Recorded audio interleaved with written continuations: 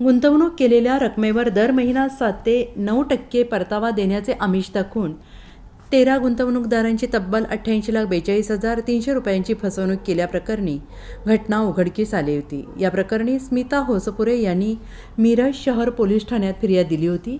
या प्रकरणी आता फसवणूक करणाऱ्या दाम्पत्यास पोलिसांनी अटक केली। यामध्ये आर्थिक गुन्हे शाखेने महत्त्वाची कामगिरी बजावली। अटक करण्यात आलेल्यामध्ये कुलदीप चंद्रकांत काशीद आणि त्याची पत्नी स्मिता कुलदीप काशीद यांचा समावेश आहे। दरम्यान संशयित स्मिता हिला 1 फेब्रुवारी रोजी अटक करण्यात आली असून सध्या ती न्यायालयीन कोठडीत आहे। संशयित कुलदीप काशीद आणि त्याची पत्नी स्मिता या दोघांनी KK consultancy stock market research and analysis नावाची कंपनी 2021 साली स्थापन केली होती। त्यामध्ये पैसे गुंतवल्यास त्यावर दरमहा 7 ते 9% परतावा देण्याचे आमिष दाखवले होते।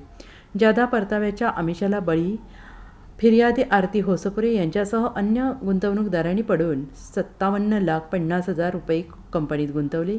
दाम्पत्याने गुंतवणूकदारांना 13,61,200 रुपये परतावा दिला, परंतु ठरल्याप्रमाणे परतावा देण्यास टाळाटाळ केली।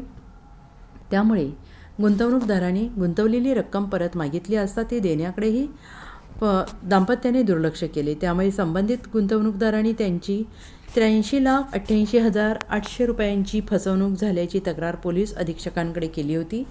सदर तपास आर्थिक गुन्हे शाखेने केला। या संदर्भात मिरज शहर पोलीस ठाण्यात महाराष्ट्र ठेवीदारांचे हितसंबंधांचे संरक्षण अधिनियम अंतर्गत दाम्पत्यावर गुन्हा दाखल करण्यात आला होता। Bureau report, SBN Marathi, Miraj.